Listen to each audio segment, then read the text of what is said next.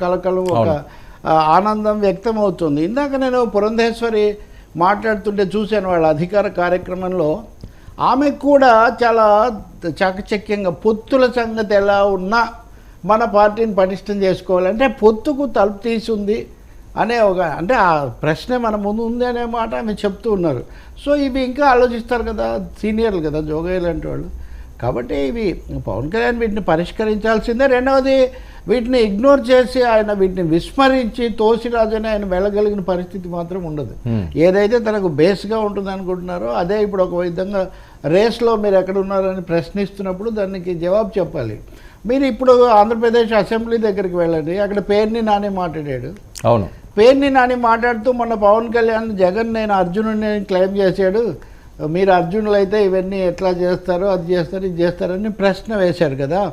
పేర్ని నాని అంటున్నాడు జగన్ అయితే అర్జునుడు అవునో కాదో నువ్వైతే శల్యుడివి, కాపులను నువ్వు శల్యుడు ఏం చేస్తాడు, పోరాడే కర్ణుని నిరుత్సాహపరిచి అతన్ని పూర్తిగా కుంగిపోయేటట్టు చేస్తాడు. రథం కుంగిపోవడం చిన్న విషయం, అసలు అతని స్థైర్యాన్ని శల్యుడు విపరీతంగా కృంగతీశాడు అది వరకు.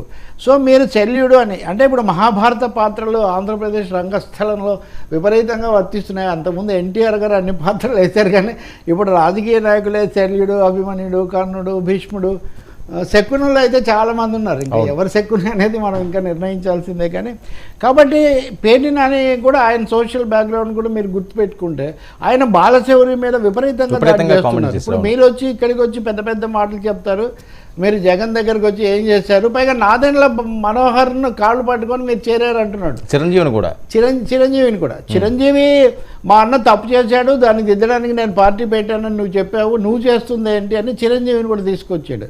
ఇదే సమయంలో చల్లబోయిన వేణుగోపాల కృష్ణ ఆయన కూడా మాట్లాడారు, చిరంజీవి ఇంతమంది పార్టీ పెట్టి అన్యాయం చేశాడు, ఇప్పుడు నువ్వు కూడా చేస్తున్నావు అంటున్నారు. అంటే ఒక విధంగా ఇది వ్యూహాత్మకంగా ఆ సామాజిక తరగతిలో కొత్త ఒక విధమైన విముఖత, ఒక విధమైన ప్రశ్నలు లేవనెత్తడానికి వాళ్ళు మాట్లాడుతున్నారు అనేది చాలా స్పష్టం.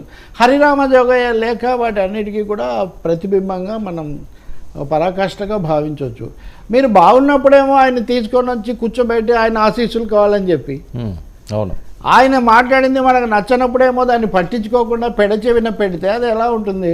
ఇంకా ముద్రగడ పద్మనాభం సరే ఆయన మౌన ముద్ర వీడడం లేదు. అవును, మౌన ముద్రగడ అయిపోయాడు ఆయన.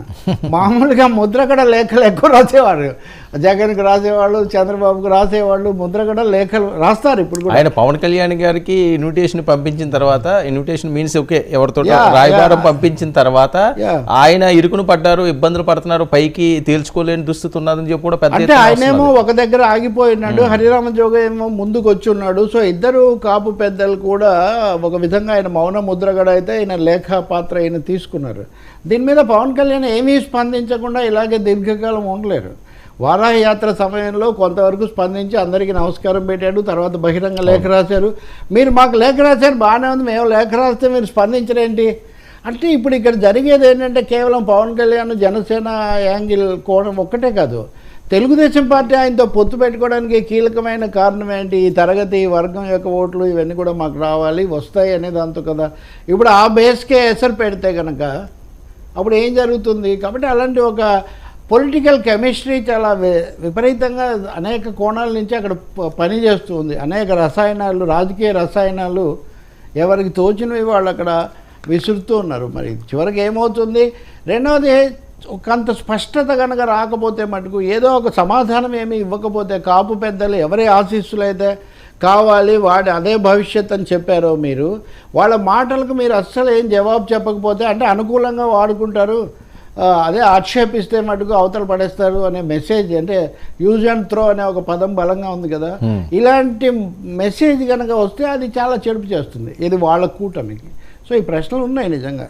ఇప్పటివరకు ఇప్పుడు 24 hours అయినా ఏం లేదు కదా, జవాబు లేకపోతే మన అక్నాలెడ్జ్మెంట్ స్పందన కూడా లేదు. కనీసం మేము అన్నీ ఆలోచిస్తాము, పెద్దలను సాటిస్ఫై చేస్తాము, మన చర్చ అయిన తర్వాత అని చెప్తారేమో నాకు తెలియదు. కానీ వీళ్ళందరూ అన్నీ గమనిస్తూ ఉంటారు ఎక్కడెక్కడ ఎలాంటి రియాక్షన్.